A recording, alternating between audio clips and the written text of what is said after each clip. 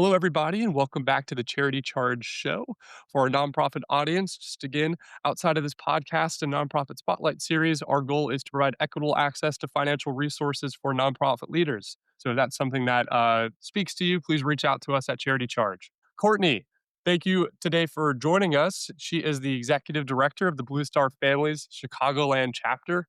They're doing incredible work in the region for the military community, empowering them with community and access to resources and education. Courtney, thanks for joining us today. Thank you so much, Kristen, for having me. This is really exciting. Well, tell me a little bit more about the work of Blue Star Families in the Chicagoland area. Absolutely. So, Blue Star Families is actually nation's largest nonprofit serving military and veteran families. Here in Chicagoland, we're one of 13 chapters throughout the nation. We will be growing to 27 in the next 3 years to make sure that we're there to support our military and veteran families. It was founded in 2009, as I said, by a couple of military spouses who saw a need and wanted to fill it.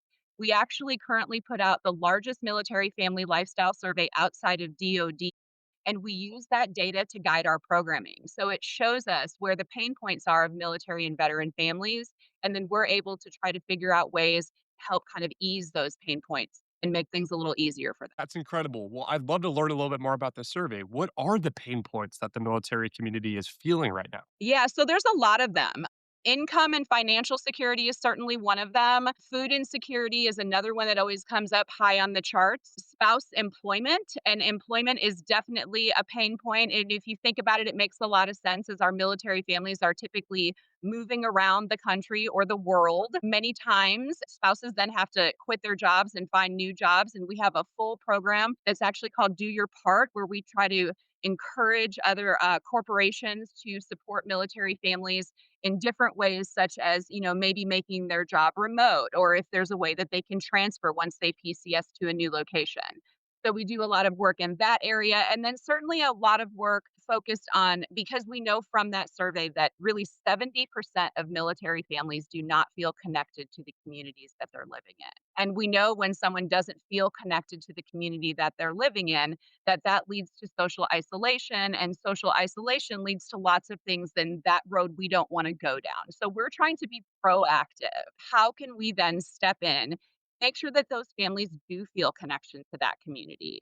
And so actually coming up on September 27th through October 5th, we are having nationwide what we call Blue Star Welcome Week. And that is held again nationwide through all of our chapters. That is incredible. In terms of reaching this new community that's coming to the Chicagoland area and these new military members, how are you reaching them? Is it at the military bases? Where is that need? So in Chicagoland, it's really interesting because we do have Great Lakes Naval Base and Fort Sheridan up near the Wisconsin border.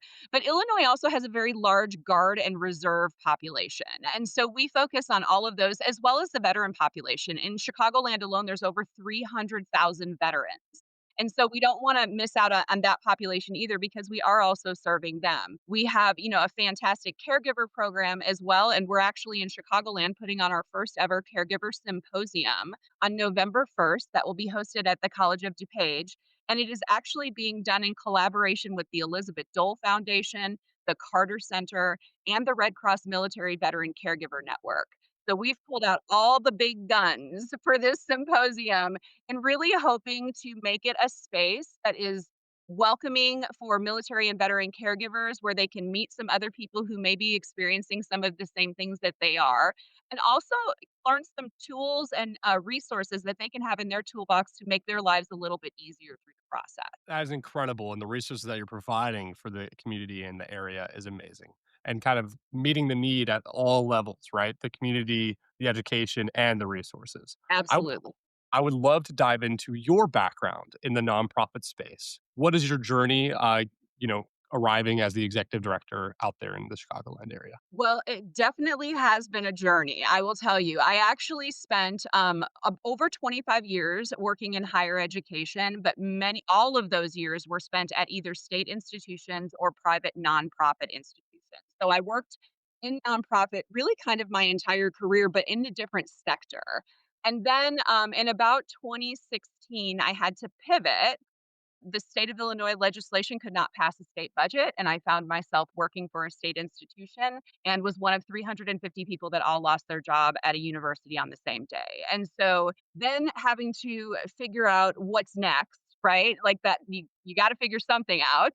And I found myself in a really interesting position where at the time I didn't really believe existed, and that was being overqualified. And so it became a huge challenge for me to find employment with my previous positions being so high level. And I wasn't in a position where I could really move. I was pretty place bound at the time with children in high school. And so I really had to pivot to my degree. And I have a master's degree in counseling, and I tried to start figuring out how can I utilize that. And I found a position actually working with Catholic Charities, Diocese of Joliet, as a supportive services for veteran families case manager. And so that's actually the homeless veterans program Yeah.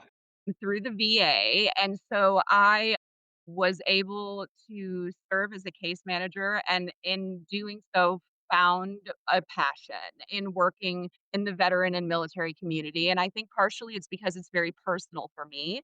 My husband is an Army veteran, and we have twin daughters who are actively serving in the Navy. And so it's really interesting because I said to someone the other day, I feel like this job is somewhat therapeutic for me, like, just doing it, Yeah. gives me so much joy, and I look at those other families, and I see my family, and so it really I mean, it really is personal, and I am really able to serve the families who are literally just like mine, who are going through the same similar challenges, who have experienced similar things, and it's really an honor to be able to welcome them to Chicagoland and to be able to kind of help them navigate through challenges or basic things like, what's Yeah. the best grocery store? Where do I go get my hair cut now?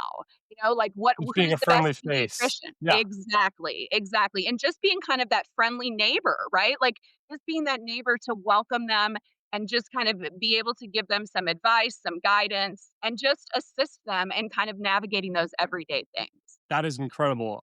A question that popped to mind, I would love to hear your answer on, and that was a great response. In terms of these last 9 months stepping into this role, has it changed your perspective as a spouse and as a member of your family?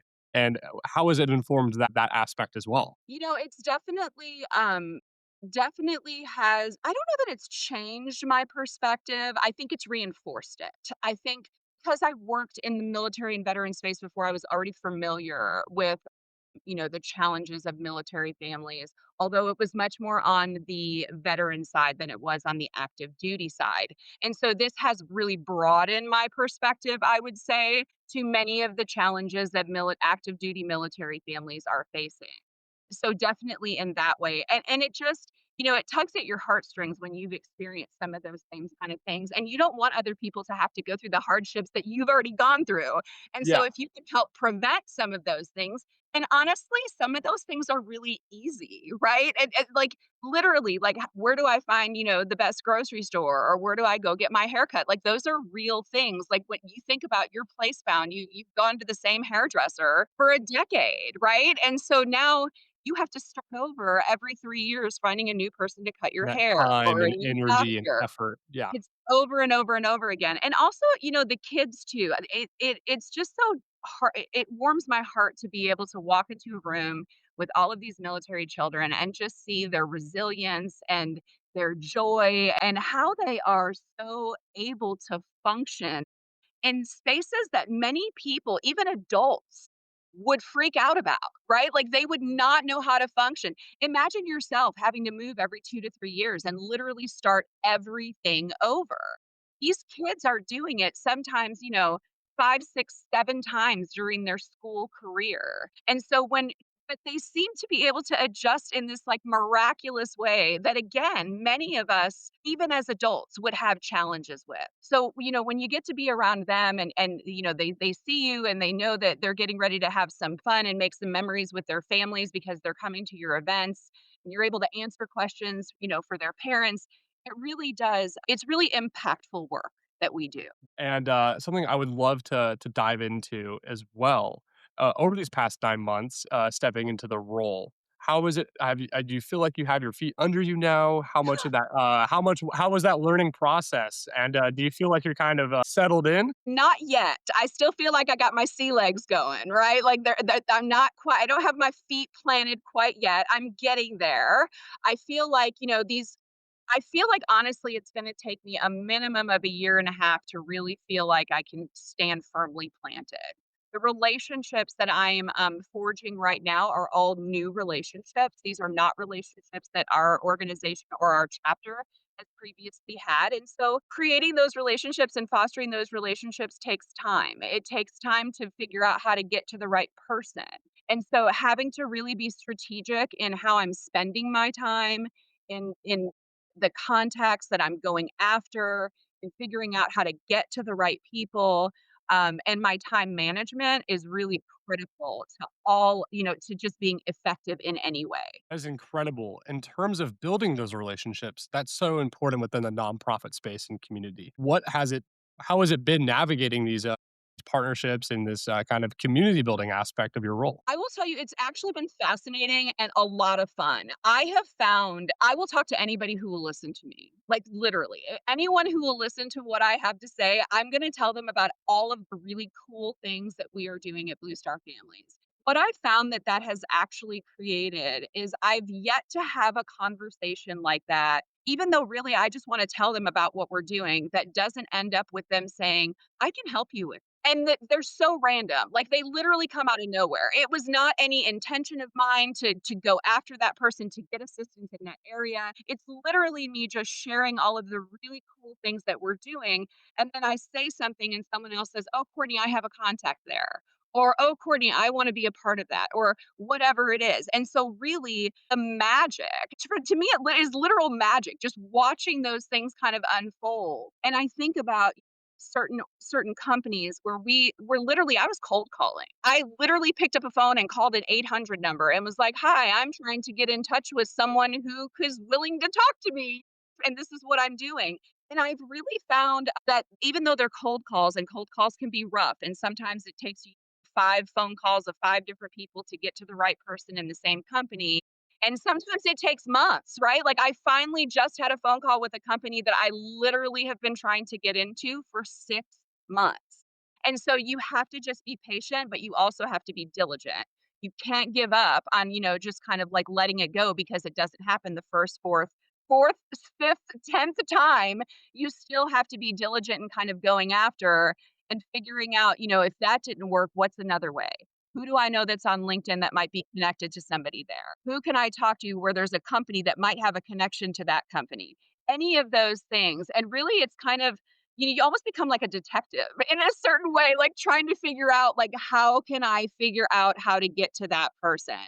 But really, for me, honestly, it's just been talking to everybody willing to listen to me and just watching the magic unfold. That is incredible. In terms of having these conversations and these new relationships, is your organization going? What are you excited about that's on the time horizon, going into the end of the year, So outside of the welcome week?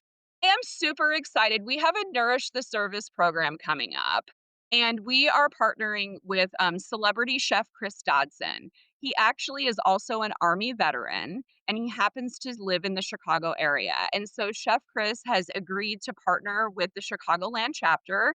We are going to do a food distribution on November 8th, and Chef Chris is going to come and do some healthy cooking demonstrations as part of our Nourish the Service program.